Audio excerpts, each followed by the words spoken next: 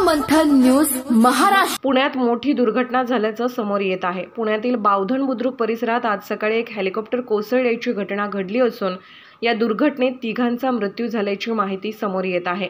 मिळालेल्या माहितीनुसार सकाळी 6:45 वाजता हा अपघात झाला आहे। अपघातावेळी हेलिकॉप्टरने 2 वैमानिक आणि एक इंजिनियर असे तिघेजण होते। हेलिकॉप्टरने उड्डाण केल्यानंतर ते मुंबईतील जुहूच्या दिशेने निघाले होते। मात्र उड्डाण केल्यानंतर काही वेळातच हेलिकॉप्टर दरीत कोसळले। अपघाताचे नेमके कारण अजून समजू शकले नाही। हेलिकॉप्टर कोसळण्याची ही दुसरी घटना आहे। काही दिवसांपूर्वी मुळशीमध्ये देखील अशीच घटना घडली होती। सुदैवाने त्या घटनेत जीवितहानी झालेली नव्हती। या ठिकाणी एका टेकडीवर ऑक्सफर्ड काउंटी रिसॉर्ट आहे।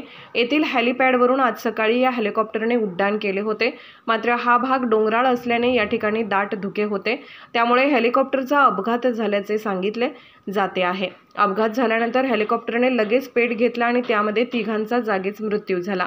बावधन बुद्रुकमधील ऑक्सफर्ड काउंटी आणि HEMRL संस्थांच्या येथील दरीत हे हेलिकॉप्टर कोसळल्याचे सांगितले जात आहे। हा संपूर्ण निर्मनुष्य परिसर आहे। हिंजवडी पोलिसांच्या कंट्रोल रूमला या अपघाताची माहिती मिळाल्यानंतर राष्ट्रीय आपत्ती निवारण दल, पोलीस आणि इतर यंत्रणा बचाव कार्यासाठी घटनास्थळी पोहोचल्या। मात्र या भीषण अपघातामध्ये वैमानिकासह हेलिकॉप्टरमध्ये असलेल्या अन्य दोघांचाही मृत्यू झाला होता। येथील रिसॉर्टमध्ये अनेक उच्चभ्रू व्यक्ती पर्यटनासाठी येत असतात।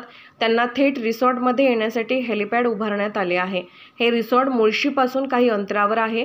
पुणे बंगळुरू महामार्गही येथून काही अंतरावरच आहे, त्यामुळे अनेक पर्यटक या ठिकाणी येत असतात। दरम्यान याआधी देखील मुळशीमध्ये खासगी हेलिकॉप्टर कोसळलं होतं। सुदैवाने या घटनेत जीवितहानी झालेली नव्हती, परंतु आता पुन्हा एकदा हेलिकॉप्टर कोसळण्याची घटना घडलेली आहे।